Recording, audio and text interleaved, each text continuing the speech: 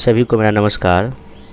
Lucent series का ये मेरा नेक्स्ट वीडियो है। इसके पहले के लेक्चर में ज्योग्राफी में पूरा का पूरा जो आपका यूनिवर्स है, अर्थ है, सन है, मून है, ज्वालामुखी है, ये सारा मतलब जितना भी था फर्स्ट पार्ट की वीडियो में कवर कर लिया था। सेकंड पार्ट के वीडियो में जितना भी आपका वर्ल्ड का जो रीजनल ज्योग्राफी है, जिसमें कि Asia continent, Europe, Africa, Australia, Europe सारे का कवर कर लिए थे। और साथ ही साथ जितना भी डेजर्ट है, प्लेट्यू है, ये सब भी मैं कवर कर लिया था। तो ज्योग्राफी का 2 वीडियो आ चुका है। जिनको भी वीडियो देखना हो जाके प्लेलिस्ट बना हुआ है लुसेंट 30 डेज रिवीजन के प्लेलिस्ट में आप जाके देख सकते हैं। उसके बाद और भी कई सारे हमको मैसेज आ रहा है कि अभी रिवीजन नहीं हो पा रहा है। देखिए, रिवीजन नहीं हो पा रहा तो मैं एक वीडियो ऑलरेडी कुछ दिन पहले बनाया था कि कैसे आप नेक्स्ट 12 दिन में मेन एरिया को रिवाइज करके इस बीपीएससी के एग्ज़ाम में आराम से 115 120 प्लस कर सकते हैं। अगर कुछ है तो अभी देखिए, अगर हमारे इस यूट्यूब पर फॉलो करते होंगे तो इसमें जो है ना हिस्ट्री का जहाँ तक सवाल है तो हिस्ट्री में देखिएगा, मैं पूरा का पूरा जो स्पेक्ट्रम जो होता है, पूरा का पूरा स्पेक्ट्रम का ही वीडियो मेरा बना हुआ है। वो भी मेरा खुद का नोट्स बना हुआ है। तो प्लेलिस्ट में जाइए, वहाँ स्पेक्ट्रम मॉडर्न हिस्ट्री लिखा हुआ है।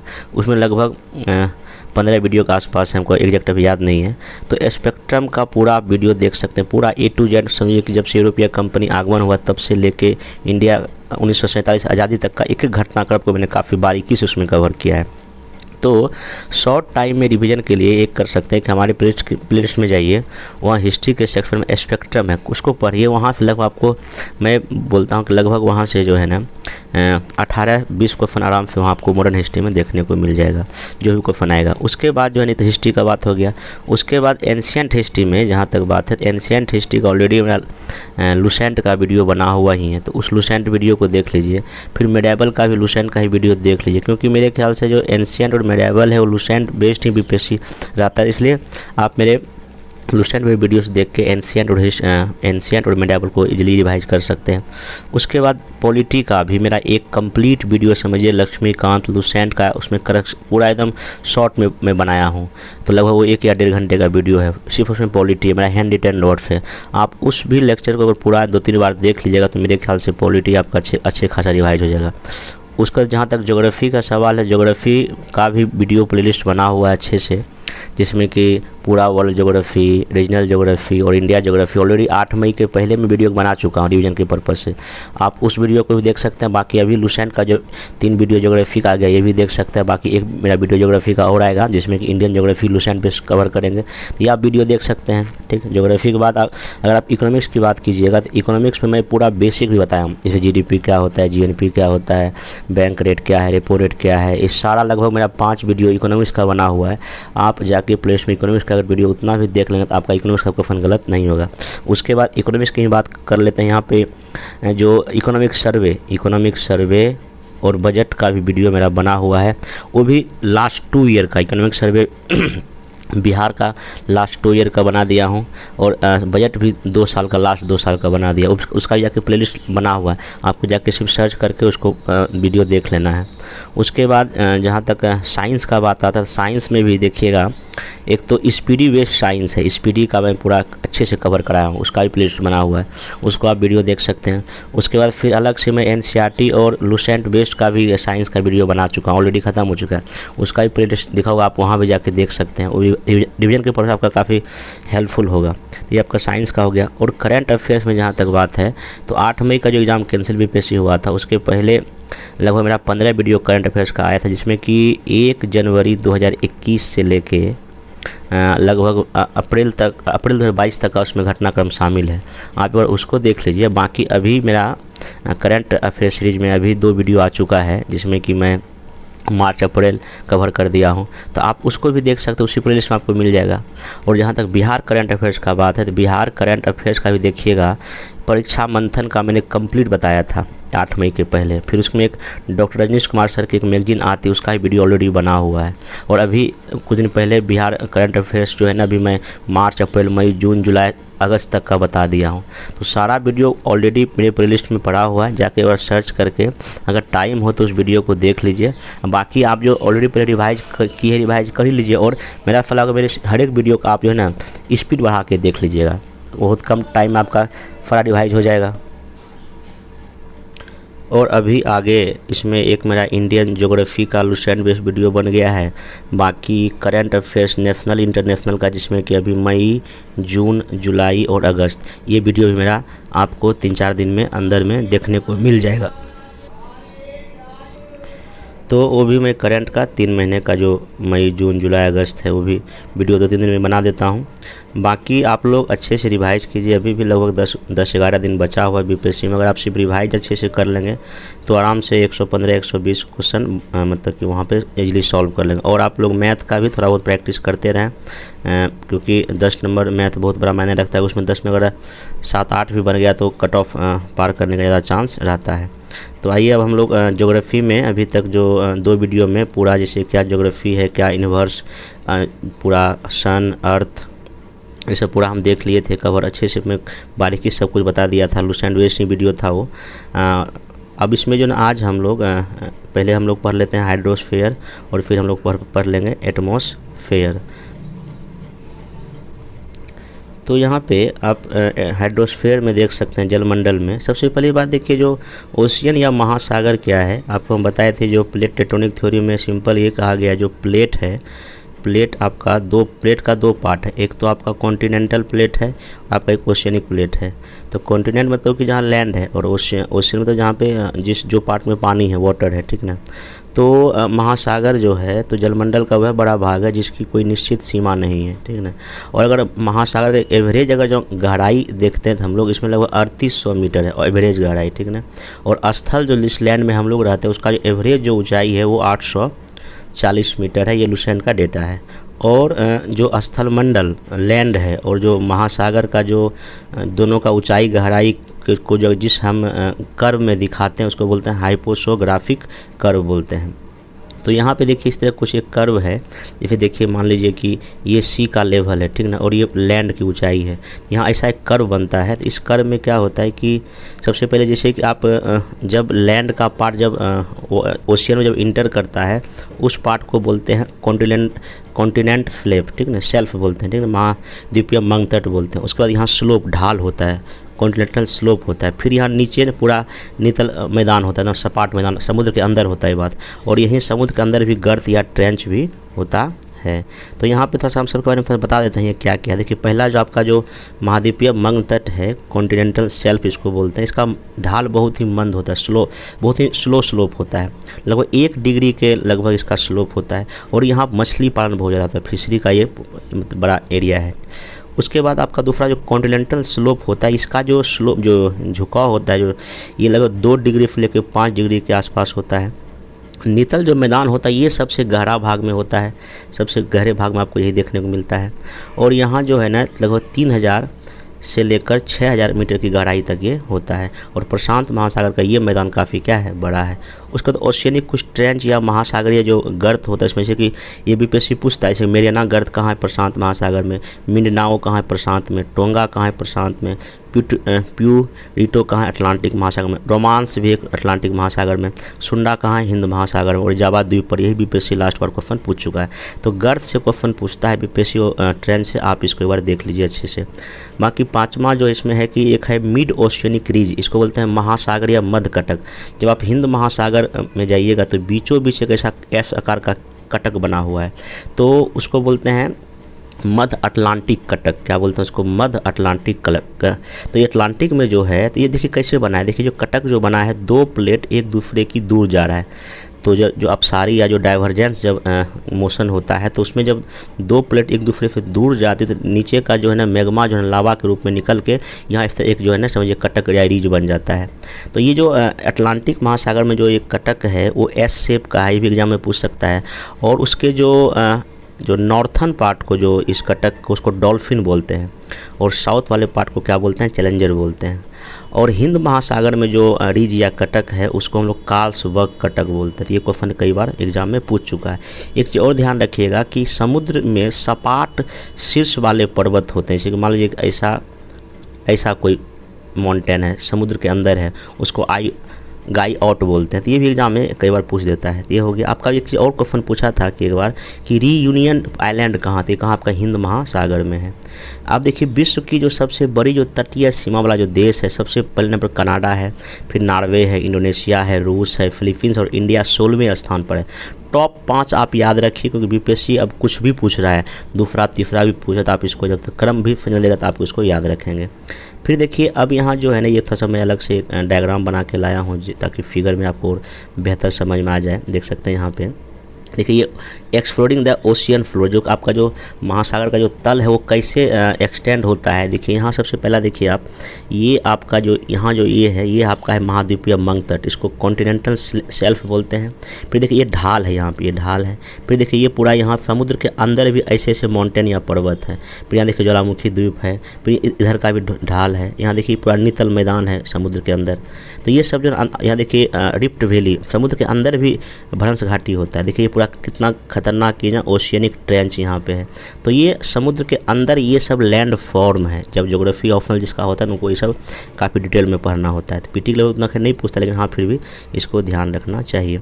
उसके बाद देखिए इसमें ना हम अलग से जो है ना, जो आपका जो करंट है, जो महासागर जो जलधारा है, उसको मैं यहीं पे थोड़ा सा डायग्राम में ही आपको बता देता हूँ। देखिए यहाँ पे आपको पता है कि महासागरीय जो जलधारा है वो गर्म और जो है ना ठंडा दोनों होता है। तो पहले यहाँ पे वही हम देख लेते हैं कि जो ओशियनिक जो पानी जो होता है, वाटर होता है, उसमें उसके टेम्परेचर को देख लेते हैं हम, उसको करंट या और जितने भी धाराएं गर्म ठंडी सबको हम देख लेंगे। देखिए सबसे पहली बात आपको पता है, जब पूरा समुद्र में जब पानी है तो वहाँ तो तापमान तो होगा ही, जब भी सन की लाइट निकले वहाँ तो उसका टेम्परेचर घटेगा या तो बढ़ेगा। तो सबसे पहली बात ये है कि महासागर का जो पानी का जो तापमान को कौन कौन सा चीज़ जो है ना मतलब कि इफ़ेक्ट करता है, मतलब तापमान को जो प्रभावित करने वाले कौन कौन से फैक्टर या कारक हैं। तो सबसे पहली बात देखिए क्या है ना कि अगर सन की लाइट अधिक निकले तापमान ज़्यादा होगा।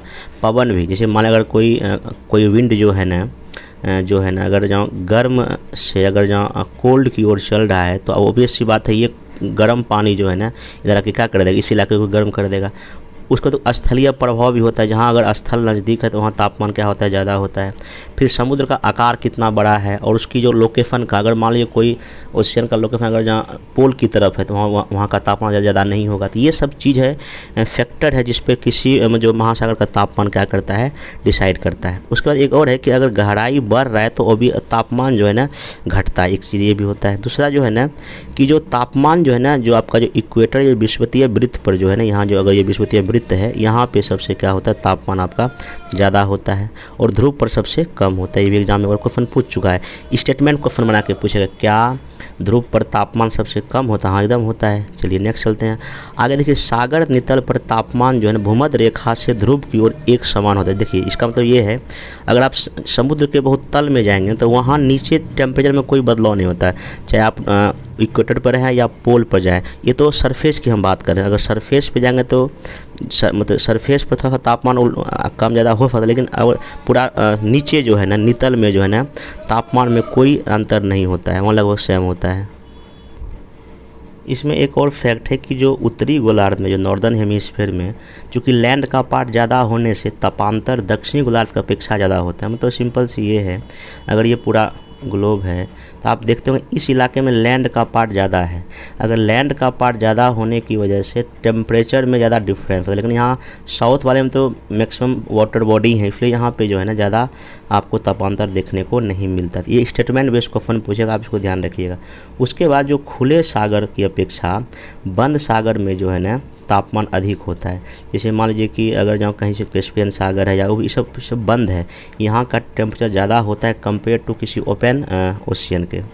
नेक्स्ट चलते हैं हम लोग जो लवणता। हाँ ये लवणता या सैलिनिटी भी क्वेश्चन पूछ देता है कि ये 1000 ग्राम में जो है ना, इसको हम 1000 ग्राम में मापते हैं और एवरेज लगभग ना 35 होता है और इसको मापने का ये ऐसा सिंबल होता है। ये सब नहीं पूछेगा। हाँ लेकिन ध्यान रखिएगा इसमें कि एक आइसोहेलिन लाइन है समान खारेपन वाले स्थानों को मिलाने वाली रेखा, ये एग्जाम में पूछ चुका है। अब यहाँ प्रभावित करने वाले कौन कौन से इसके कारक हैं। देखिए प्रभावित करने वाले जो पहले इसमें सबसे कारक है उसका नाम है आपका टेम्परेचर। देखिए जितना अधिक टेम्परेचर होगा लवणता उतनी ही ज़्यादा होगी, मतलब कि टेम्परेचर डायरेक्टली प्रोपोर्शनल टू क्या होता है लवणता के। उसका जितना अधिक वाष्पीकरण होगा उतना अधिक क्या होगी लवणता होगी। महासागरीय जलधारा, मान लीजिए कि अगर गर्म है उसकी लवणता क्या होगी ज़्यादा होगी। बंद महासागर की लवणता ज़्यादा, क्योंकि बंद महासागर में तापमान ज़्यादा होता है लवणता भी क्या होगी ज़्यादा होगी। और गहराई बढ़ने से मतलब एवरेज जो गहराई अगर बढ़ता है तो थोड़ा सा लवणता क्या हो जाती है कम हो जाती है। उसके बाद एक चीज़ और ध्यान रखना है कि 20 से लेकर 40 उत्तरी अक्षांश और 10 डिग्री से लेकर 30 डिग्री दक्षिणी अक्षांश में सर्वाधिक लवणता होती है। देखिए होता ये है कि जो आपका इक्वेटर है यहाँ पे मान लीजिए 0 डिग्री है और ये 10 डिग्री है, नीचे 10 डिग्री, तो यहाँ पे क्या तो ठीक है यहाँ तापमान बहुत ज़्यादा होता है लेकिन यहाँ पे बारिश भी ज़्यादा हो जाती है, तो बारिश ज़्यादा होने की वजह से लवणता की मात्रा कम हो जाती है। लेकिन वहीं जो 20 और 40 के बीच में यहाँ पर लवणता ज़्यादा पाया जाता है। नेक्स्ट चलते हैं, आपका तुर्की का जो वान झील है इसकी लवणता सबसे ज़्यादा है। उसका सेकंड नंबर मृत सागर है, सेकंड नंबर। ये क्वेश्चन बीपीएससी पूछ चुका है सबसे अधिक लवणता किसकी है। अब इसमें जो है ना आपका नेक्स्ट आता है ज्वार भाटा। क्या है जो, देखिए ज्वार भाटा में इसमें सिंपल सा क्या है कि जो महासागरीय जल का जब वर्टिकल मूवमेंट हो, क्या हो वर्टिकल मूवमेंट जब होता है उसको हम क्या बोलते हैं ज्वार एंड भाटा। जब पानी ऊपर जाता है तो ज्वार और जब नीचे जाता है क्या होता है तो भाटा बोलते हैं। तो ये आप एक बार ध्यान रखिएगा। उसके बाद जो ही लिखा अपवाद, जब ऊपर जगह तो ज्वार या टाइट होगा और डाउनवर्ड होगा तो ईब या भाटा कहलाएगा। अब इसमें पूछ देता है कि जो ज्वार भाटा का क्या कारण। देखिए पहला कारण तो यही है कि अर्थ मून और सन का जो आकर्षण बल के वजह से ऐसा होता है, और दूसरा कारण ये है पृथ्वी जो रोटेशन करती है उससे जो अपकेंद्रीय बल जो लगता है उसकी वजह से ये जो है ना आपका ज्वार भाटा आता है। ये क्वेश्चन पूछा है कि ज्वार भाटा किसकी वजह से आता है, तो आपको अर्थ मून सन ध्यान, लेकिन इसमें ध्यान रखिएगा चूँकि मून सबसे नज़दीक है, मून जो है अर्थ के नज़दीक है, इसलिए मून कि अर्थ से निकटता के कारण सूर्य की अपेक्षा ज़्यादा शक्ति लगती है। तो ये भी स्टेटमेंट देगा तो आप ध्यान में रखिएगा। नेक्स्ट चलिए ज्वार उच्च। देखिए अब ज्वार दो, एक तो उच्च ज्वार हाई टाइड, देखिए मंथ में 2 बार आता है, ठीक ना, अमावस्या और पूर्णिमा के दिन। ऐसा क्यों होता है, क्योंकि चंद्रमा सूर्य और पृथ्वी एक ही सीध में होता है, मतलब 180 डिग्री पे होता है, या इसको बोलते हैं 0 डिग्री पे होता है। फिर जो है ना निम्न ज्वार कब आता है, जब सूर्य और चंद्रमा के सूर्य व चंद्रमा पृथ्वी के सेंटर से कितना का कोण बनाएगा 90 का, मतलब ऐसा कोण बनाता है। यहाँ अगर ऐसा 90 का, ठीक ना, तो इसमें क्या होगा आपका जो है ना इसमें निम्न ज्वार आता है। अब नेक्स्ट इसमें आपका है ओशियनिक करंट, महासागरीय जो जलधारा है। देखिए महासागरीय जल का जब हॉरिजॉन्टल जब फ्लो होता है इस तरह से, उसको हम लोग क्या बोलते हैं आपका महासागरीय जलधारा। ये 2 तरह का होता है, एक होता है गर्म, एक होता है ठंडा, एक वार्म और कोल्ड होता है।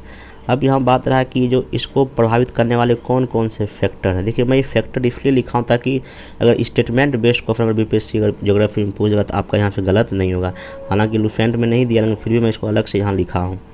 देखिए सबसे पहला ये है कि पृथ्वी का घूर्णन, रोटेशन। पृथ्वी जैसे कि आपको पता है पश्चिम से जो पूरब घूमती है तो ऑब्वियस सी बात है जो है ना ओशियनिक करंट वैसे ही घूमेगी। उसके बाद जो है ना गुरुत्वाकर्षण बल, ग्रेविटेशनल फोर्स की वजह से ऐसा होता है। कोरियोलिस फोर्स लगता है। इसमें सिंपल सी बात ये है कि ये पूरा अगर आपका अर्थ है, ये इक्वेटर है, तो अगर मान लीजिए विंड ऐसे आ रही है, इस मतलब इस ऐसे दिशा में आ रही है, तो जब ये इक्वेटर पे आती है तो इसका दिशा जो है ना ये लेफ़्ट की राइट की तरफ हो जाता है। यहाँ पे क्यों ऐसा लेफ्ट हुआ, क्योंकि यहाँ पृथ्वी के घूर्णन की वजह से यहाँ कौन सा फोर्स काम करता है, कोरियोलिस फोर्स काम करता है, इसलिए ऐसा यहाँ पे हो पाता है। दूसरा तापमान भी डिसाइड करता है, पवन का विंड जैसा होगा उधर ही करंट फ्लो होगी। वर्षा भी डिसाइड करती है, लवणता भी डिसाइड करती है, और घनत्व और अंतिम बर्फ़ का पिघलना, ये सब जो है ना फैक्टर है जिस पे आपका ओशियनिक करंट डिपेंड करता है। जैसे कि लवणता है, अगर किसी कहीं की लवणता ज़्यादा है तो उसका तो पानी भारी है तो वो जो है ना निम्न की तरफ जाएगा, मतलब कि जहाँ कम लवणता है। घनत्व अधिक घनत्व वाला लो की ओर जाएगा। तो ये सब जो है ना कारण है ओशियनिक करंट के क्रिएट होने का। उसके बाद देखिए तट का आकार, तट के आकार पर भी डिसाइड कर, जैसे कि आप जानते हो ब्राज़ील, ऐसा ब्राज़ील कुछ ऐसा इस तरह का है ब्राज़ील, जो ये जो ऐसे यहाँ टकराएगा तो इधर भी चला जाता है और ये इधर भी मुड़ जाता है। तो जो तट का जो शेप होता है उस पर भी जो है करंट की दिशा डिसाइड होती है। उसका जो नितल अंदर का क्या ओशियनिक का जो लैंड फॉर्म कैसा है। अगर मान लीजिए कोई करंट ऐसे आ रहा है और यहाँ बीच में अगर कोई समुद्र पे ऐसे कोई अगर माउंटेन है तो ऑब्वियस सी बात इसकी दिशा क्या कर देगी, चेंज कर देगी। तो ये सब चीज़ ध्यान रखिएगा। उसके बाद यहाँ पे एक लिखा हुआ फेरल का नियम कहता है कि नॉर्थन हेमीस्फीयर में दाईं ओर करंट मुड़ जाती है और दक्षिणी गोलार्ध में कहाँ मुड़ जाती है, बाईं ओर, क्योंकि यहाँ पे कौन सा फोर्स लगता है, कोर्सिस फोर्स लगता है। ये आप ध्यान रखिएगा। अब यहाँ पे जो ओशियनिक करंट का क्या इम्पैक्ट पड़ता है, प्रभाव पड़ता है, देखिए अगर गर्म जलधारा है तो अगर जहाँ जहाँ ये जगह उस पूरे इलाके को गर्म कर देगा। अगर कोई ठंडी जलधारा तो जहाँ जहाँ जगह पूरे इलाके क्या कर देगा, ठंडा कर देगा। तो इसमें यही है कि समुद्र तटीय क्षेत्रों के तापमान को या तो बढ़ा देगा ये, या तो क्या कर देगा, घटा देगा। गर्म है तो बढ़ा देगा, ठंडा है तो घटा देगा। ठंडी जलधारा क्या करता है, ये कहीं ना कभी मरुस्थल का कारण बन जाता है, क्योंकि ठंडी जलधारा बारिश नहीं होने देती है। और ये अटाकामा मरुस्थल इसका सबसे मोस्ट इम्पोर्टेंट एग्जाम्पल है। एक रूस में मरमास्क पोर्ट है, वो वर्ष भर खुला इसलिए रहता है क्योंकि वहाँ तक जो है एक गर्म जलधारा वहाँ तक पहुँच के वहाँ बर्फ़ को पिघला देती है। ये सबको ध्यान रखिएगा। नेक्स्ट चलिए, गर्म और ठंडे जलधारा के मिलन क्षेत्र पर जो मछली का उत्पादन, जैसे कि डॉगर बैंक है, उत्तरी सागर में है। ग्रांड बैंक कहाँ है आपका, गल्फ स्ट्रीम और लेब्राडोर की जलधारा जो है इसमें आपस में मिलने से ग्रांड बैंक बनता है। एक जॉर्ज बैंक है। क्वेश्चन ये पूछेगा कि Dogger bank, grand bank, George bank किस लिए फेमस है। ये सब मछली उत्पादन के लिए फेमस है, क्योंकि यहाँ पे ठंडी और गर्म जलधारा के मिलने से जो है ना मछली के लिए जो फूड चाहिए, प्लैंकटन बोलते हैं उसको, वो यहाँ पे बन जाता है। नेक्स्ट चलते हैं हम लोग यहाँ पे। हाँ, तब यहाँ पे कुछ जो है ना करंट देख लीजिए कहाँ मतलब कि ठंडी और मैप में थोड़ा सही रहेगा। यहाँ देख सकते हैं मैप में अगर आप कि देखिए ये आपका पूरा इक्वेटर है। क्या है, इक्वेटर है। देखिए इक्वेटर पे क्या होता है ना, उल्टा टेम्परेचर उल्टा मतलब कि जो मूवमेंट होता है किसका, वाटर का। यहाँ कुछ ठंडी और गर्म जलधारा मैं बोल देता हूँ। यहाँ देखिए, मान लीजिए ये चले यहाँ पे, ये देखिए यहाँ पर आपका जो है ये गल्फ स्ट्रीम है, लाल वाला देखिए गर्म है। उत्तर अटलांटिक ड्रिफ्ट है, ये भी गर्म है। उसके बाद देखिए ग्रीनलैंड का है। और फिर देखिए यहाँ नार्बियन धारा है, ये भी गर्म वाला है। और ये रेनेल और कैनारी, ये कैसा है, ठंडा। ये एग्जाम में पूछ चुका है, कैनारी और रेनेल जो जलधारा कैसी ठंडी है। फिर देखिए इधर ये वेनेजुएला जाती है, ये भी ठंडी है। ये ब्राज़ील जलधारा गर्म वाला है। फिर देखिए पेरू या हम्बोल्ट की जलधारा कैसी ठंडी जलधारा है। कैलिफोर्निया वाला कैसा है, ठंडा जलधारा है। तो ये सब ध्यान रख लीजिएगा। फिर यहाँ देखिए और भी इधर जो क्यूरोशियो जलधारा है, ये सब ध्यान रख लीजिएगा कि कौन ठंडा है कौन गर्म है, ये क्वेश्चन एग्जाम में पूछता है। अब हम इसमें नेक्स्ट चलते हैं कि जो है ये आपका ना पूरा का पूरा जो है, हाँ एक इसमें अंतिम छूट गया आपका कोरल रीफ। क्या छूट गया, कोरल रीफ, या जिसको प्रवाल हम लोग भित्ति बोलते हैं। देखिए प्रवाल भित्ति में सिंपल सा क्या है कि इसका निर्माण जो है मूंगे या कोरल पॉलिप के चूनायुक्त पत्थर के जो अस्थि पंजर जो स्केलेटन बनता है उसी पर इसका निर्माण होता है। मतलब कि जो अस्थि पंजर पर इसका निर्माण होता है। और ये खास करके महाद्वीपीय मंग तट पे बनता है। और इसमें जो है ना कैल्शियम कार्बोनेट ज़्यादा होता है। और इसको जो है ना समुद्र का वर्षा वन भी कहा जाता है, मतलब rain forest of the ocean भी कहा जाता है। और कोरल रीफ वहीं बनेगा जहाँ समुद्र का तापमान लगभग 21 डिग्री सेल्सियस से ज़्यादा। देखिए ना ही तापमान कम होना चाहिए, ना ही तापमान ज़्यादा होना चाहिए। और उष्णकटिबंधीय क्षेत्र होना चाहिए। पानी ना ही पूरा साफ़ होना चाहिए, ना ही गंदा होना चाहिए, अवसाद युक्त भी नहीं होना चाहिए। मतलब कि ना ही पूरा साफ़, ना ही अवसाद मुक्त जल होना चाहिए। ठीक है, ध्यान रखिएगा। उसके बाद यहाँ जो है ना कुछ एग्जांपल देखिए जहाँ जहाँ आपका कोरल रीफ है। जैसे कि एग्जांपल में एक है मन्नार की खाड़ी के पास इंडिया में, रामेश्वर के पास है। एक ग्रेट बैरियर रीफ जो आपका ऑस्ट्रेलिया में है। तो ये सब जो है कोरल रीफ पूछता है, तो एक बार इसको ध्यान में रखिएगा। बाकी एक होता है कोरल ब्लीचिंग। कोरल ब्लीचिंग क्या होता है कि जो प्रवाल भित्ति को जो फूड प्रोवाइड करता है उसका जो उस प्रवाल का ही नष्ट हो जाना, उसका नाम है जूजेंथेले। जब ये नष्ट हो जाता है तो वो वाइट हो जाता है। और जो कोरल रीफ क्या होता है, वाइट हो जाता है। वाइट होने की वजह से उसको बोलते हैं कोरल ब्लीचिंग। ये अगर पूछेगा तो ध्यान रखिएगा इसको। अब इसमें जो ना अब सीधे हम लोग आते हैं एटमॉस्फेयर पे, वायुमंडल पे। देखिए वायुमंडल में सिंपल सा क्या है कि पृथ्वी के चारों ओर जो गैस का जो आवरण है उसको हम वायुमंडल बोलते हैं। और गुरुत्वाकर्षण बल की वजह से जो है ना ये जो है ना पूरा का पूरा पृथ्वी पर क्या हुआ है, बंधा हुआ है। अब इसमें जो एटमॉस्फेयर में जो मेन कंपोनेंट है मेनली 3 है। एक तो गैस है, वाटर वेपर है, और क्या डस्ट या धूल पार्टिकल्स है। तो गैस में नाइट्रोजन है, ये इसका परसेंटेज याद रखिए 78.08 एनसीईआरटी का डेटा है। ऑक्सीजन है सेकंड, फिर आर्गन है, फिर कार्बन डाइऑक्साइड है, नियॉन है, ठीक ना, हीलियम है, क्रिप्टॉन है, जेनॉन है और हाइड्रोजन है। अब क्वेश्चन अगर बीपीएससी ये पूछेगा कि वायुमंडल में कौन कौन सा गैस होता है, आप इस सारे ऑप्शन को ध्यान रखिए। अगर कुछ भी होगा तो अगर इसमें 2 से अधिक अगर नाम है तो आंसर ई हो जाएगा। ऐसे ही क्वेश्चन जो है ई वाला बनता है। फिर जो जलवाष्प जो है, ये जलवाष्प जो है ना आपका, सिंपल सी बात है, जो पानी की मात्रा कितना एटमॉस्फेयर, उसको हम जलवाष्प बोलते हैं। बादल बनने में, वर्षा बनने में, कोहरा, ओस आदि बनने में ये काफ़ी हेल्पफुल होता है। और वाटर वेपर जो 8 किलोमीटर की ऊंचाई तक लगभग मिलता है। डस्ट पार्टिकल, धूल, ये क्या होता है, यहीं पे कंडेंसेशन की प्रक्रिया होती है, मतलब संघनन जो होता है, जो वर्षा करती है, इसी डस्ट पार्टिकल की वजह से होता है। और आकाश का जो नीला रंग भी इसी कारण दिखाई पड़ता है। अब देखिए कुछ कुछ अलग से मैं इसमें जितना भी गैस है कुछ कुछ इंपॉर्टेंट बता देता हूँ। नाइट्रोजन गैस वस्तु को तेज़ी से आग जलाने से रोकता है। और प्लांट में जो है ना प्रोटीन का निर्माण कौन करता है, नाइट्रोजन ही करता है। ऑक्सीजन आग लगने में किसी चीज़ को मदद करता है, बिना ऑक्सीजन का धरती पर आग पकड़ेगा ही नहीं। कार्बन डाइऑक्साइड की जहाँ तक बात है, ये सबसे भारी गैस है। और सूर्य से आने वाली जो किरणें होती है, देखिए कार्बन डाइऑक्साइड क्या होती है, जो सन से जो लाइट आती है उसको तो आने देती है, लेकिन जो है ना परावर्तित के लिए क्या होता है, और वो पारगम मतलब कि जाने नहीं देती है। इसको ध्यान रखिएगा। नेक्स्ट चलते हैं हम लोग। अब जो है ना जो एटमॉस्फेयर का जो स्ट्रक्चर है, एटमॉस्फेयर का स्ट्रक्चर पढ़ लेते हैं। देखिए एटमॉस्फेयर का स्ट्रक्चर में सबसे पहला आपका है ट्रोपोस्फेयर, जिसको हम लोग क्षोभ मंडल बोलते हैं। ये जो ध्रुव पर जो है ना 8 मीटर की ऊंचाई पर है, लेकिन जो विषुवत रेखा पर ये 18 किलोमीटर है। मतलब ऐसा अगर ये है तो यहाँ पर इसकी वर्टिकल ऊंचाई देखिएगा, इस जगह कितना 18 है, लेकिन यहाँ पे कितना हो जाता है, 8 हो जाता है।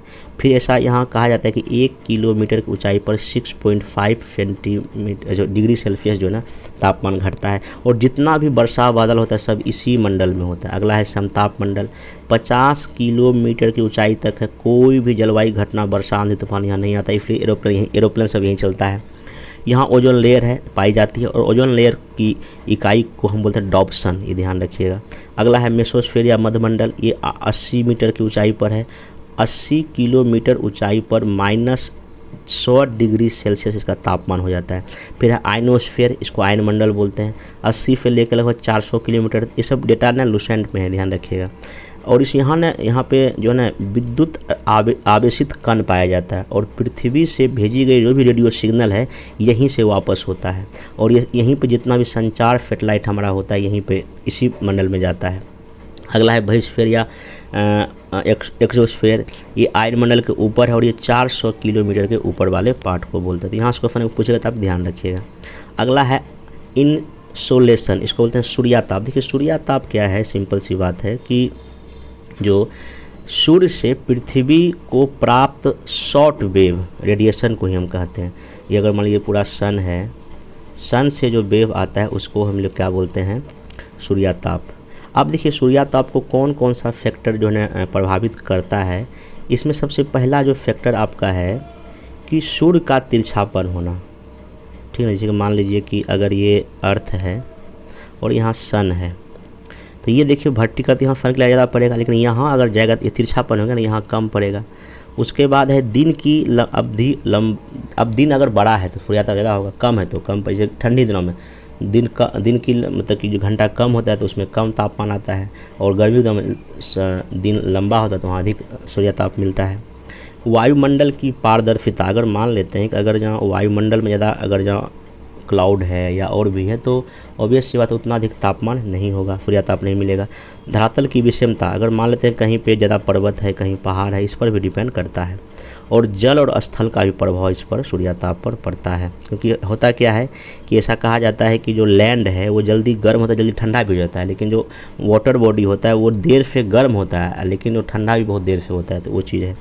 अगला एक चीज़ और ध्यान रखिएगा, विषुवत रेखा पर लंबवत ये पड़ती है और ध्रुव पर क्या पड़ता है, तिरछा पड़ता है। अभी मैं आपको दिखा दिया डायग्राम से।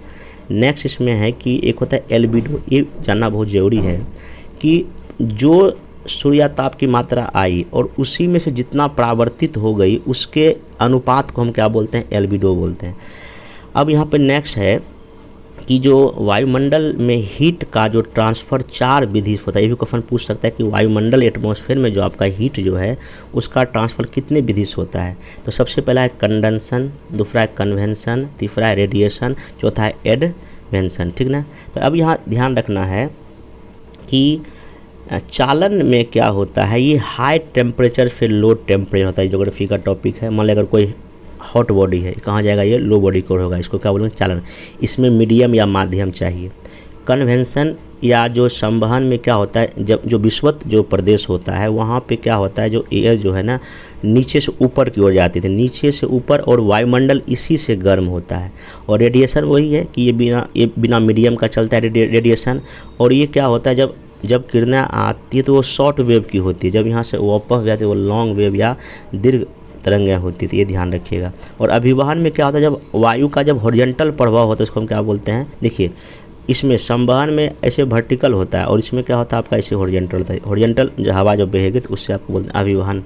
नेक्स्ट चलते हैं हम लोग अब हीट बजट पढ़ लेते हैं। देखिए हीट बजट में क्या है कि जो जितना भी सूर्याताप की मात्रा इस अर्थ पे आती है, ठीक ना, तो उसमें क्या होता है, मान ली 100% यूनिट सूर्याताप आता है, 100% में क्या होता है, या 100 यूनिट में क्या होता है, 35 यूनिट जो है आपका रिटर्न हो गया, तो इसको बोलते हैं एल्बिडो। 65 यूनिट अर्थ की ओर आती है, उसमें भी क्या होता है, 14 यूनिट जो है ना आपका वायुमंडल द्वारा अवशोषित होता है, और 51 यूनिट जो है ना आपको पृथ्वी के द्वारा अवशोषित होता है। उसमें भी यहीं से 17 जो है ना यूनिट जो है ना आपका फिर से ये स्पेस या अंतरिक्ष में चला जाता है। अगर यहाँ 17 चला ही गया तो अब यहाँ 34 बचा, और देखिए यहाँ का 14 और यहाँ का 34, दोनों 38 यूनिट जो है ना यहाँ वायुमंडल के द्वारा क्या होता है, अवशोषित होता है। बाकी ये यहाँ का प्रोसेस करके फिर से ये सब जो है ना वापस यहाँ पर रिटर्न हो जाता है। अब नेक्स्ट इसमें है कि जो है ना टेम्परेचर या तापमान, टेम्परेचर या क्या है, तापमान।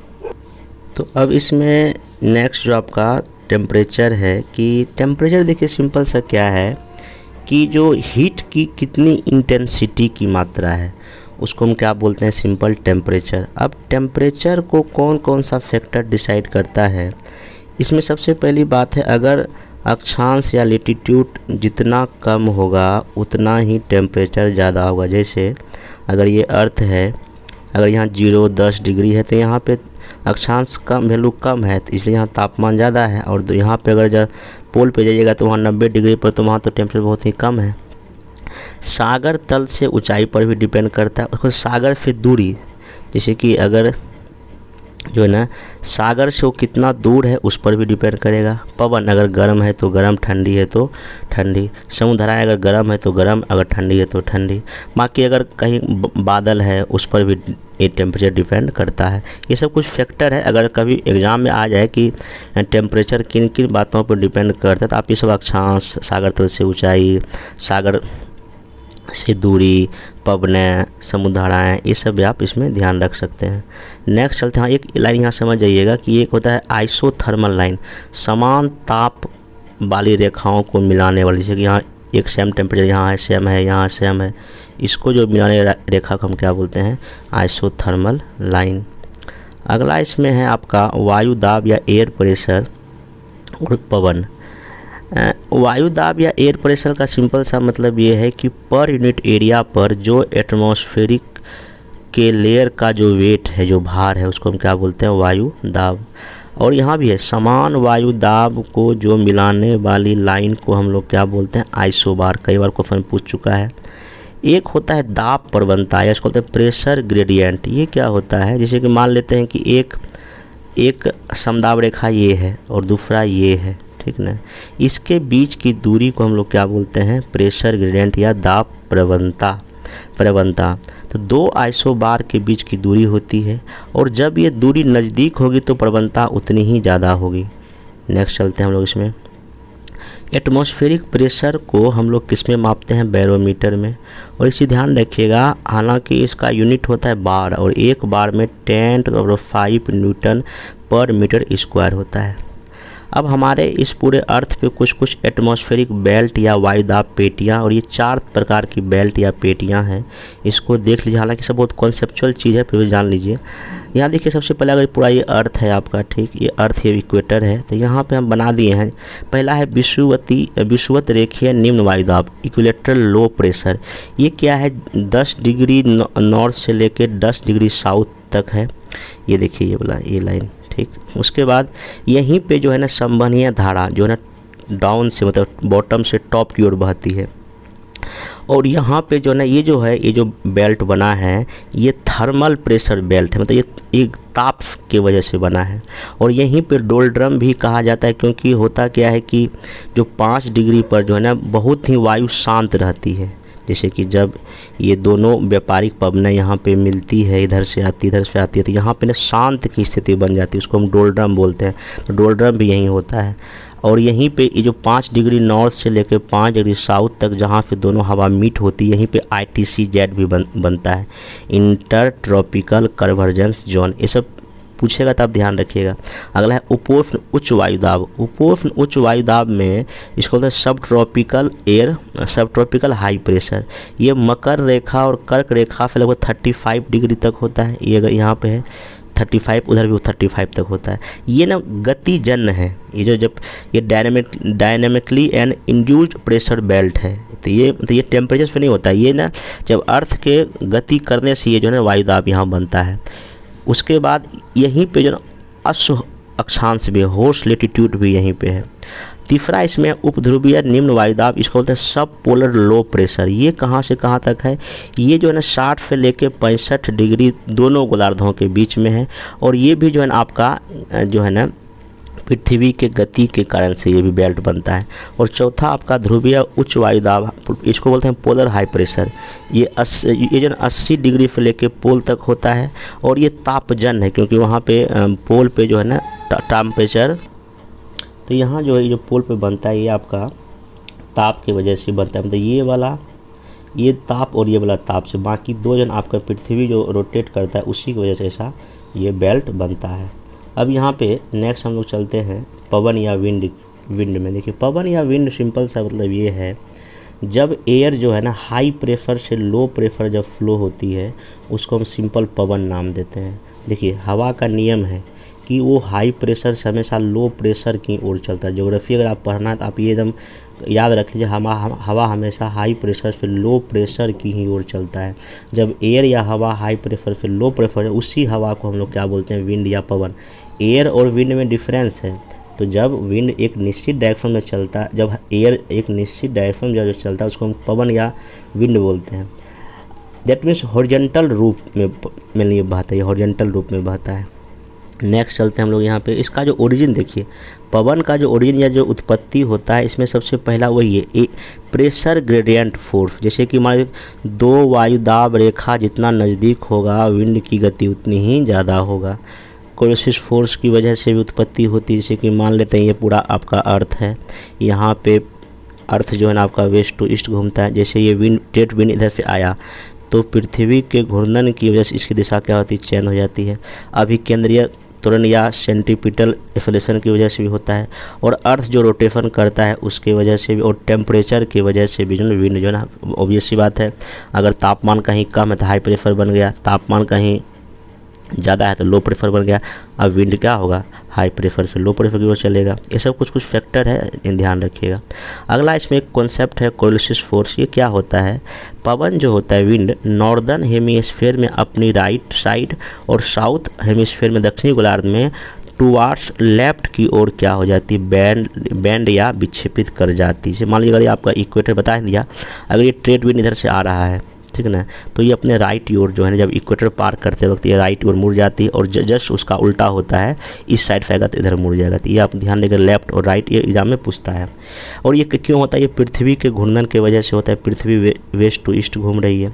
इस फोर्स को पहली बार जो है ना फेरल ने देखा था, इसको फेरल्स लॉ भी कहते हैं।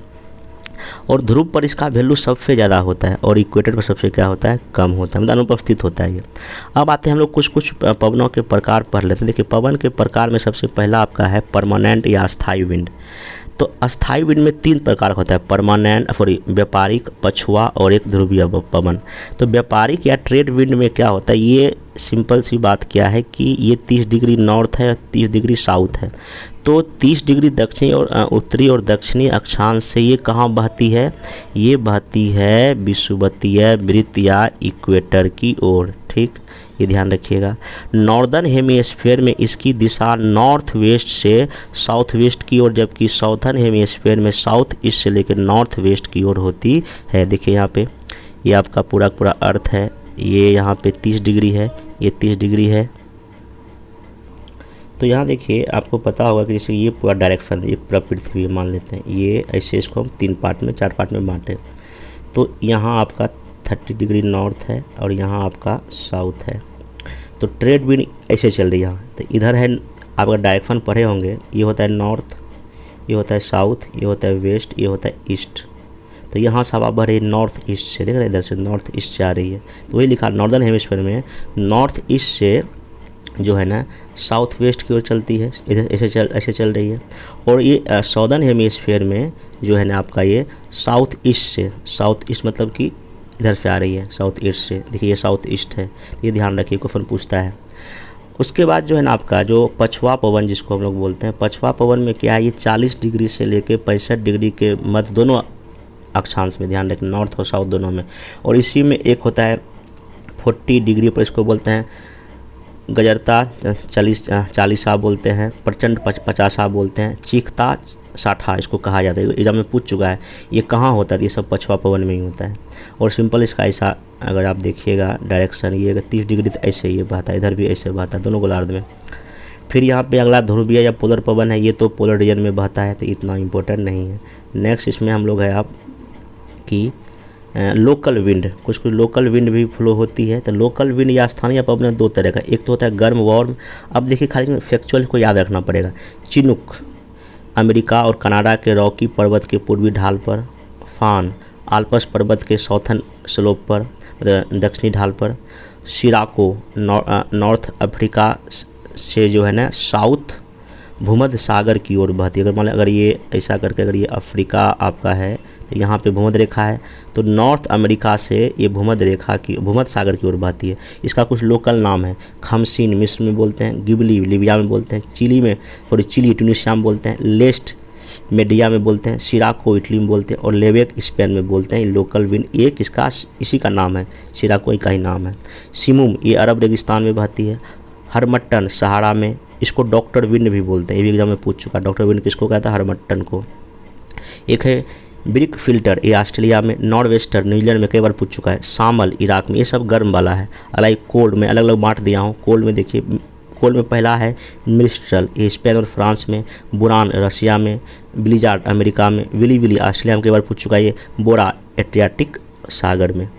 अब एक जेट स्ट्रीम होता है। जेट स्ट्रीम क्या होता है, क्षोभ मंडल के उत्तरी परत में ये जो है ना वेस्ट टू ईस्ट बहती है और ये दोनों गोलार्ध में बहती है, बस इतना ध्यान रखें। और इसी वजह से जो है ना इंडिया में जो है ना जनवरी फरवरी में आपका बारिश भी होती है। और जेट स्ट्रीम की वजह से इंडिया में मानसून भी आता है। तो मैं उसको जब इंडियन ज्योग्राफी पढ़ाऊँगा तो वहाँ कुछ इसमें चर्चा कर देंगे।